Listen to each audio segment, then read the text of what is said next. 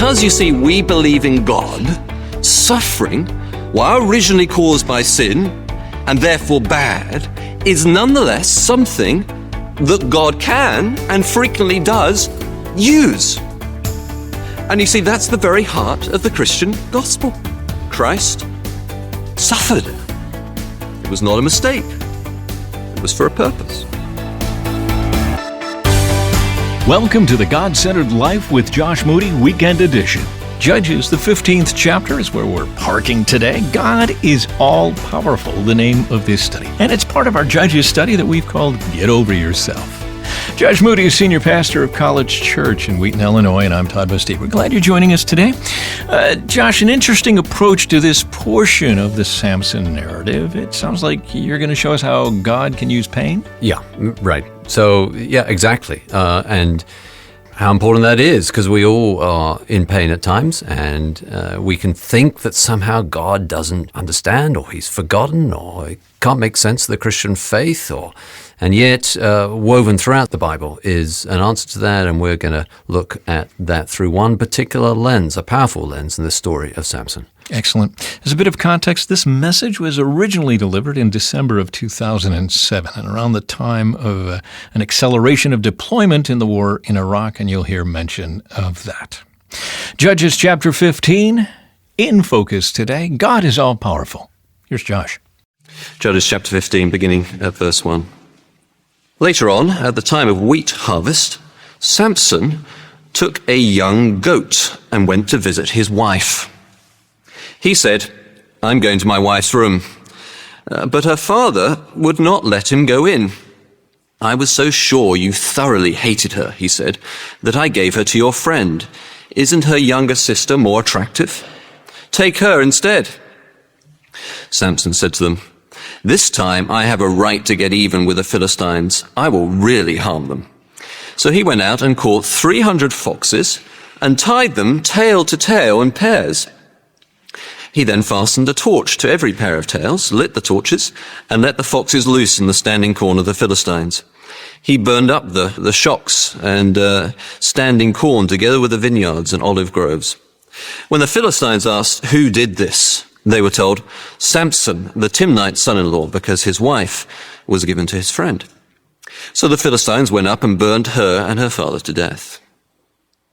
Samson said to them, "Since you've acted like this, I won't stop until I get my revenge on you."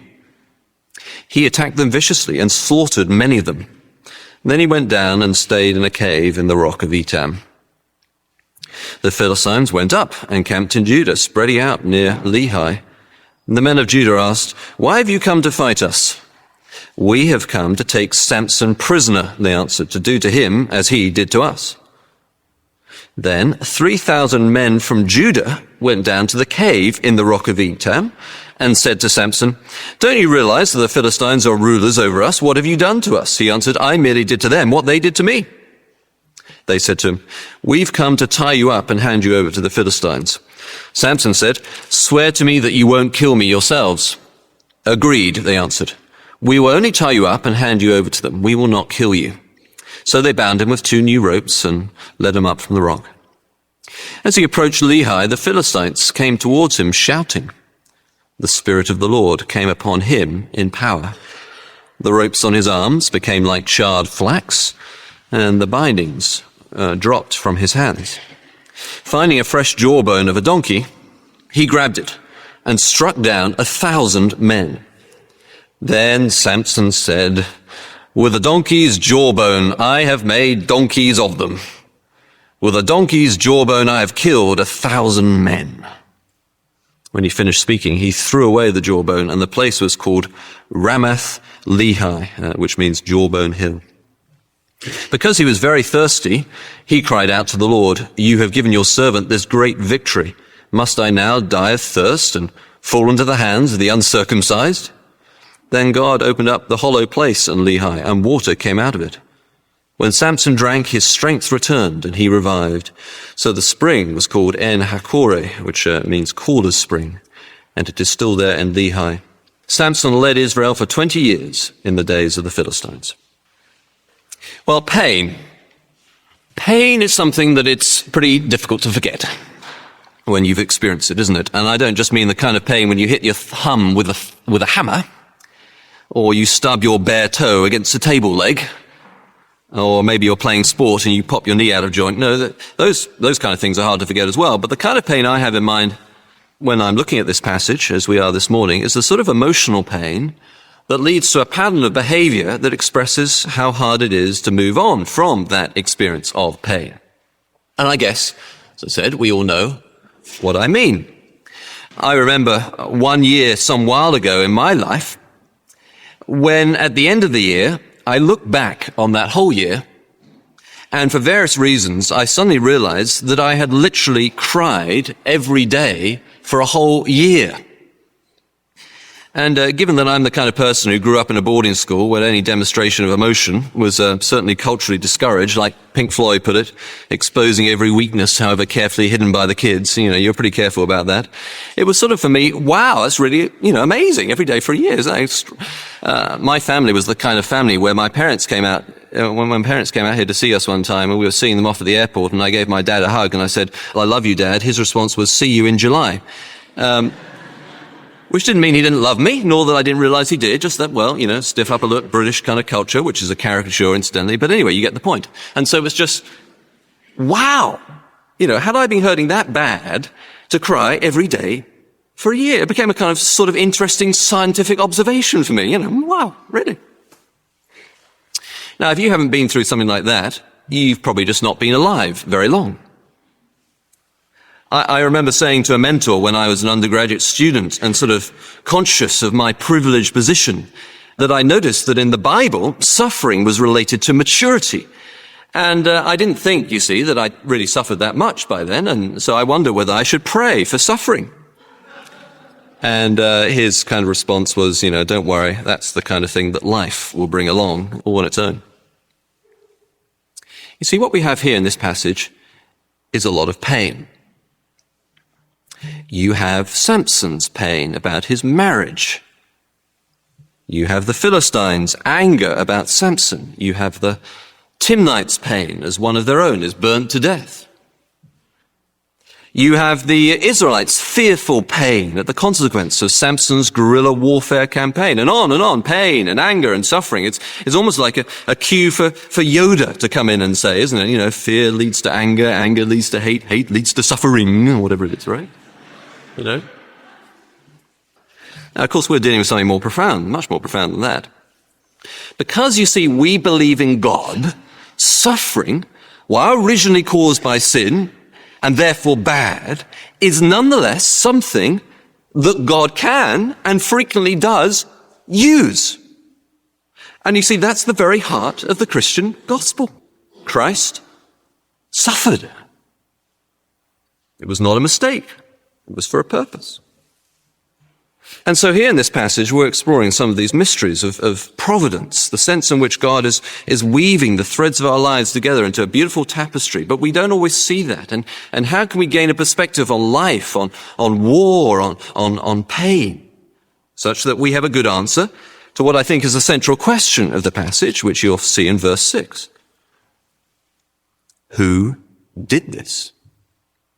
Now, the Philistines are just looking for the human answer. But of course, it also raises the bigger question, who's involved here?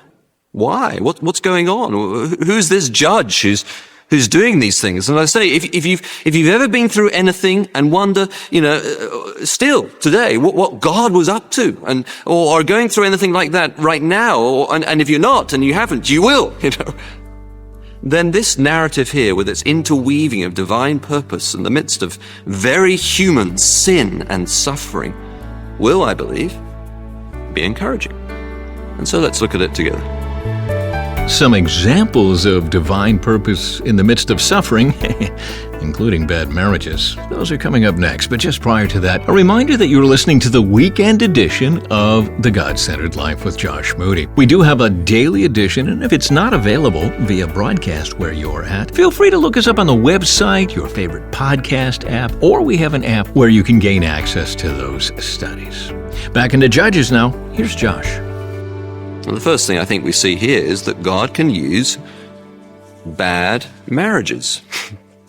And surely we have to conclude that from this story of Samson's marriage, don't we? I mean, you couldn't get a much worse situation than the first 3 verses of this chapter, could you? And yet, as the story unfolds, we see again the truth of what the storyteller has already told us about this marriage, which is chapter 14, verse 4. This was from the Lord. It's kind of set up that way to see that in that perspective. That whatever we think about it, it was still from the Lord. And it was pretty bad. To begin with, she wasn't one of God's people, which we saw last week. But then here, in this bit, in the first few verses here, because Samson had left in such a huff after the secret of his riddle had been given away by his wife, the father-in-law concludes that he really can't want her anymore, and so he gives her to his friend. And as I say, you can't get much worse than that, can you? I mean, just imagine the scene. Samson comes along with a nice young goat. It's a beautiful day. It's harvest time. Everything's in bloom. He's got his young goat. I might have recommended a bunch of flowers, but there you go. He's trying to make amends. He rocks up at the home, and what does he discover? Wife, now married, to best man. So whether, because the father-in-law feels badly for Samson or has a bad conscience for what he did, or whether he's just plain frightened that Mr. Universe here might get mad, like the Incredible Hulk, don't make me angry, you won't like me when I'm angry kind of thing, Samson here. Sure, go ahead, have the younger daughter, you must stop Samson from turning green kind of thing, give him girl. Isn't she more attractive? We're not sort of dealing with high-octane theories of how to save your marriage before it starts or something like that. If you thought the older was a hottie, look at this over here. Take her instead. Go on, Samson. Don't get angry with me, please. So this is just about as bad as it could possibly be. And Samson gets mad and does this weird thing with the foxes and their tails. There's a wonderful tradition, actually, of saying that it's possible, this bit with the foxes and the tails. You see, people are trying to explain it and understand how on earth this could have happened. And so there's a tradition of saying that actually these were jackals, not foxes. Same Hebrew word, you see. It's possible, I suppose. And sort of saying then this tradition, some scholars saying that because jackals go in packs, unlike foxes, this would have been relatively easy to do. I'm not sure that explains it, 300 foxes, difficult. 300 jackals, piece of cake, did it before. Did it breakfast this morning. Again, it's from God. God is somehow using this. It's his power in Samson. He's seeking to break off the worldly compromise between his covenant people and the pagan nations who are worshipping other gods. And so, as I say, God can use bad marriages. Now, I'm not encouraging you to go and get one, any more than I'm encouraging you to go and get 300 foxes. But I am pointing out this morning the sovereign power of God, even in the midst of this most terrible pain. When I talk to people about relationships, whether people longing to have one or people longing to improve one, it sometimes occurs to me that we look at things the wrong way around. Christmas, of course, is a fantastic time of year, isn't it? It's also the time of year that can be tough for people in this regard. Some people feel lonely. If you've got a family, I'd encourage you to keep an eye out for those around who are looking for a place to go at Christmas, a home. That can be a wonderful ministry, just inviting them. Helps us to get out of ourselves, in our own families. But Christmas can be a tough time for families too. There are all these expectations of having a really good time, aren't there? It's like the old best man wedding joke, the one, I never knew what happiness was until I got married, and then it was too late. Christmas comes, and as a season of peace and goodwill to all men becomes a season of stress and challenge for all human relationships, those even that we are most close to in reality. And I think sometimes, you see, we get it all wrong. We think there is a direct proportional relationship to the perfection of that relationship we have and the extent to which God can use it. Again, don't get me wrong. I'm not encouraging bad marriages. But I think part of the problem is we can get kind of a little OCD, no one's quite good enough for us, or our knight in shining armor is rusting up, or our damsel in distress is getting stressed. See, God doesn't wait for the perfect marriage before he can use us. He uses us exactly as we are. We're willing for that. Marriage, isn't really about finding just the right perfect person. It's about being just the right person. It's about a commitment between two sinners, about God and his unbreakable purpose in our lives. And so as we look at this, I think if anyone was a cure for kind of perfectionism, it's Samson, isn't it? Sometimes say God uses sinners all the time. After all, if he didn't, he wouldn't ever get anything done, would he? Even less than perfect marriages. Even this marriage, for goodness sake. Well, we also see here that God can use invading armies. And so, as the story goes on, you see the Philistines who say it's very relevant to all of us who experience any kind of pain whatsoever. And here's another one. God can use invading armies. Naturally enough, the Philistines are pretty fed up by all this. And they take out their vengeance on Samson's in-laws, don't they? Because they're easier to find or less intimidating than, Mr. Hercules Samson or whatever. And the fate of his in-laws may have been sealed by the threat that was given to them in the previous chapter, verse 15, where they were told if they didn't cooperate, they would be burnt to death. And now the Philistines assume that this is all their fault. And so they carry out, they burn them to death as they are threatened to do. And then Samson, in this cycle that so often occurs with deep pain, heaped upon pain, takes his vengeance on their vengeance.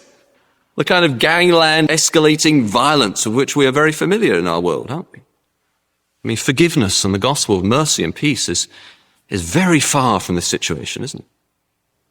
And then again, next step in this escalation, as it gets worse and worse, the Philistines now invade. Verse 9, they invade Judah. And they go out to fight the whole nation. So this is bad, right? I suspect none of us here have ever lived in a country that has suffered under the hands of an invading army or occupying force. I mean, if you ever looked into it at all or read about it, the results seem to be usually pretty terrible for the inhabitants, of course. There's brutal disregard for humanity, a tendency to treat the citizens of the occupied territory as less than fully human, a wholesale takeover of property and means of subsistence for the purposes of the army that can lead to desperate poverty for the citizens. And sometimes any resistance is met with vicious recriminations from the army.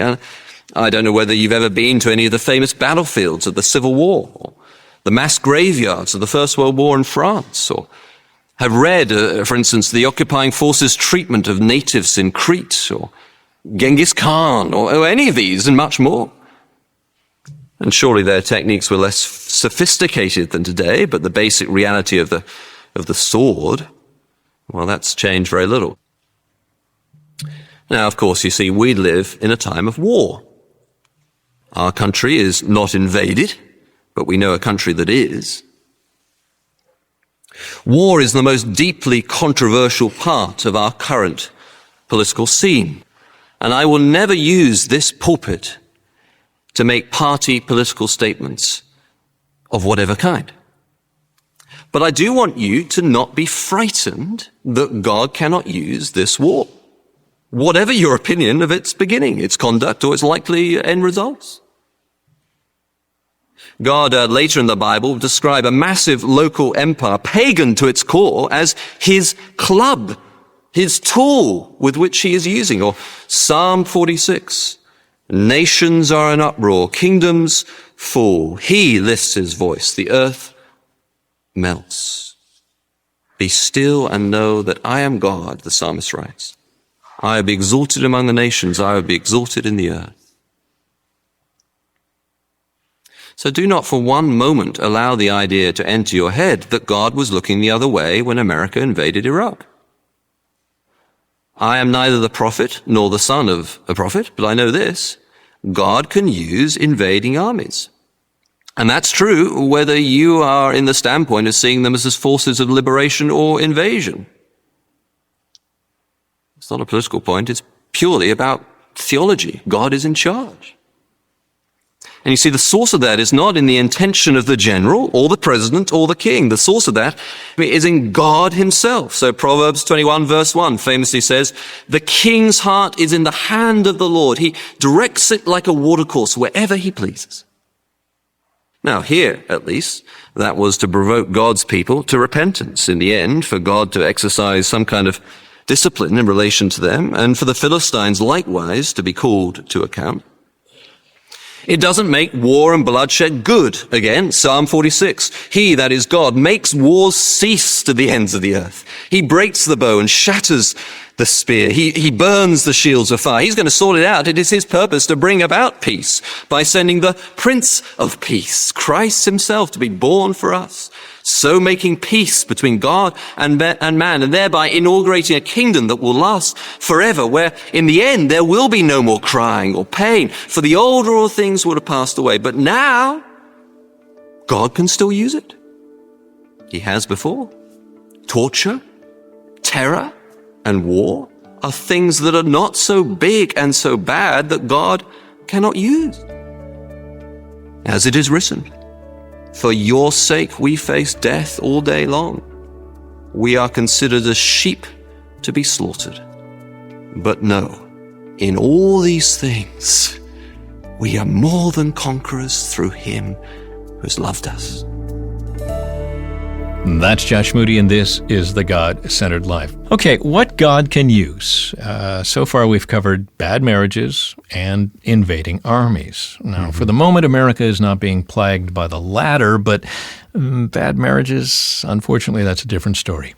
Josh, talk to the individual who is in that camp and wants God to be using that sour relationship in some way for eternal good. Yeah, it's always hard because there's so much pastoral counseling related to that. So if I was talking to an individual like that, the first thing I want to do is explore. It's, I think, a huge mistake pastorally to try and come up with a solution before you really understand the problem. And medically, we never do that. You always need to diagnose the problem before you start prescribing medication.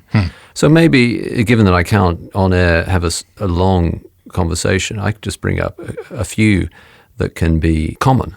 The tendency to not forgive seems so simple, but I have found that marriages that do not practice daily, certainly weekly, I'm sorry, and then the other person saying, I forgive you, tend to get into trouble. And of course, at the back of that is a theological mistake. You have married a sinner, and here's a newsflash, you're a sinner too. And they need to forgive you, and you need to forgive them. And it comes back to humility. And really, I say about our family that we don't run on law, we run on grace. And one of the things I've tried to put into the architecture of our family life is, I'm sorry, I forgive you, because we all need grace. And so I think that will be one commonality across marriages, is there tends to be a lack of forgiveness or a lack of humility to ask for forgiveness. That said, in the famous line, all good families are the same, but all difficult families are difficult in their own ways. It can be so many different kinds of things going on.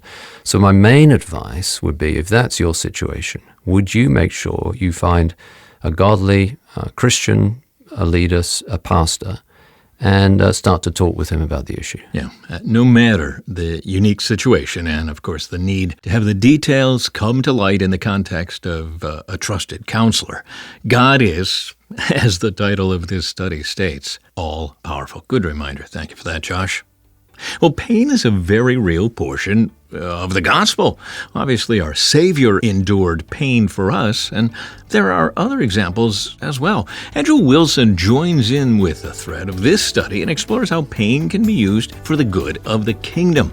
A few of the many chapters in his book are called Suffering's Answers and The Shadow of the Cross. The premise of the entire book is that the gospel is not just the events of the Holy Week. The gospel is everywhere. Love to send you a copy of Andrew Wilson's Gospel Stories. In return for a gift of any amount, we're completely supported by the generosity of listeners. You can make that happen at our website, which is godcenteredlife.org. Once again, godcenteredlife.org. Next time, wait, are we talking about gangster rap? With a donkey's jawbone, I've made donkeys of them. With a donkey's jawbone, I've killed 1,000 men. Samson seems to have a taste for these kind of things, doesn't he? Constructing easily memorable and rather raw poems. I think he was the gangster rapper of his day, myself. Samson laying down some rhymes when we get together next time. GodCenteredLife.org, resources for you. And this is your warm invitation to join us next time we get together right here on the God-Centered Life with Josh Moody, Weekend Edition.